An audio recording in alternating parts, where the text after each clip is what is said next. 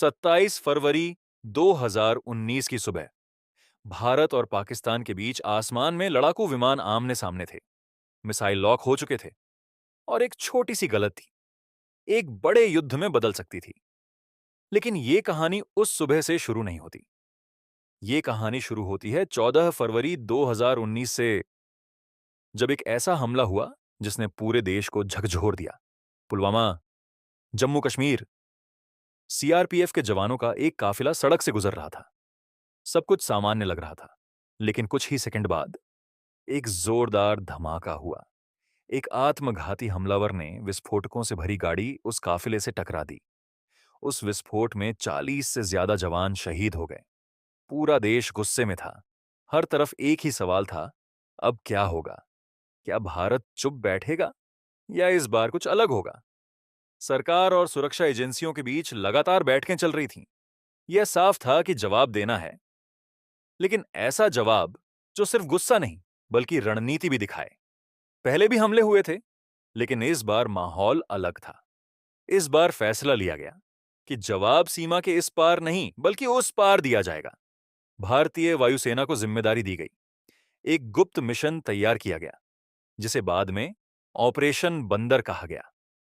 यह मिशन बेहद संवेदनशील था। इसमें एक छोटी सी गलती बड़ा युद्ध शुरू कर सकती थी। योजना बनाई गई कि दुश्मन के इलाके में घुसकर आतंकी ठिकाने को निशाना बनाया जाएगा और बिना किसी बड़े नुकसान के वापस लौटा जाएगा। इसके लिए चुने गए मिराज 2000 लड़ाकू विमान। ये विमान सटीक हमलों के लिए जाने जाते हैं। दिन तय हुआ 26 फरवरी 2019 रात के करीब 3 बजे। भारतीय वायुसेना के विमान चुपचाप आसमान में उठे। कोई शोर नहीं, कोई घोषणा नहीं, बस एक मिशन। कुछ ही मिनटों में ये विमान नियंत्रण रेखा पार कर चुके थे।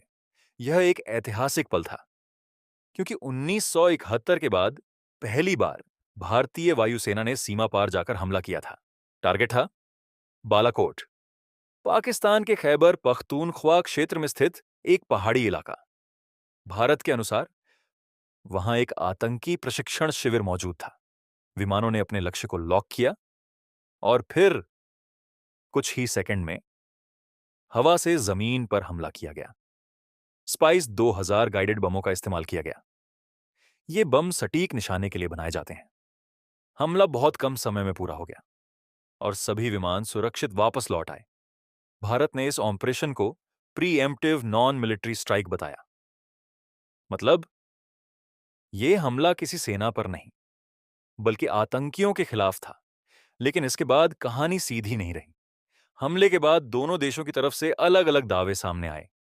भारत ने कहा कि बड़ी संख्या में आतंकवादी मारे गए। वहीं पाकिस्तान ने कहा पर कि बम खुले इलाके में गिरे और कोई बड़ा नुकसान नहीं हुआ। बाद में अंतर्राष्ट्रीय मीडिया और सैटेलाइट तस्वीरों ने इस मामले को और जटिल बना दिया। कुछ रिपोर्ट्स में कहा गया कि इमारतों को बड़ा नुकसान नहीं दिखा। इस वजह से बालाकोट एयर स्ट्राइक आज भी बहस का विषय बना हुआ है।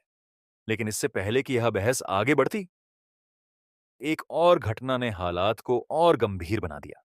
27 फरवरी 2019 हमले के अगले ही दिन पाकिस्तान ने जवाबी कार्रवाई की। उनके लड़ाकू विमान भारतीय सीमा के करीब आए। भारतीय वायुसेना ने तुरंत प्रतिक्रिया दी और आसमान में दोनों देशों के बीच हवाई टकराव शुरू हो गया। इस दौरान एक भारतीय मिग 21 बाइसन विमान गिर गया। Pilot wing commander Abhinandan Varthaman Pakistani इलाके में गिर पड़े और उन्हें पकड़ लिया गया। उनकी तस्वीरें और वीडियो सोशल मीडिया पर तेजी से फैलने लगे। पूरा देश उनकी सुरक्षित वापसी के लिए प्रार्थना कर रहा था। कुछ ही दिनों बाद पाकिस्तान ने उन्हें रिहा कर दिया। इस कदम को तनाव कम करने की कोशिश के रूप में देखा गया। धीरे धीरे हालात सामान्य होने लगे, लेकिन बालाकोट एयर स्ट्राइक अपने पीछे कई सवाल छोड़ गया। क्या यह एक सफल ऑपरेशन था या सिर्फ एक संदेश देने की कोशिश? सच चाहे जो भी हो, एक बात साफ थी, भारत की रणनीति बदल चुकी थी। पहले हमले होते थे और जवाब सीमित रहता था, लेकिन इस बार भारत ने सीमा पार जाकर जवाब दिया। यह सिर्फ एक सैन्य कार्रवाई नहीं थी, यह एक संदेश था कि अब आतंकवाद का जवाब सीधे और सख्त तरीके से दिया जाएगा। इस घटना का असर सिर्फ भारत और पाकिस्तान तक सीमित नहीं रहा। दुनिया के कई देशों ने इस पर नजर रखी, क्योंकि दोनों देश परमाणु शक्ति हैं और किसी भी टकराव का असर पूरी दुनिया पर पड़ सकता है। लेकिन इस बार हालात नियंत्रण में रहे। कूटनीति और संयम ने एक बड़े युद्ध को टाल दिया। बालाकोट एयर स्ट्राइक ने यह दिखा दिया कि आधुनिक युद्ध सिर्फ मैदान में नहीं, बल्कि रणनीति, समय और सटीकता से लड़े जाते हैं। आज भी जब इस घटना को याद किया